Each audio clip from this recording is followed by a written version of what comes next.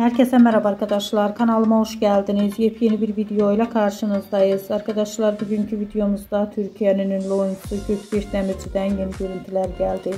Gökberk Demirci'nin arkadaşlarıyla bir arada olan görüntülerini sosyal medya hesabından paylaştı. Ben de bu görüntüleri sizler için YouTube kanalımda video halinde sunuyorum. Umarım beğenirsiniz. Arkadaşlar videomu beğendiyseniz kanalımı izlemeyi ve bildirim butonuna basmayı unutmayın.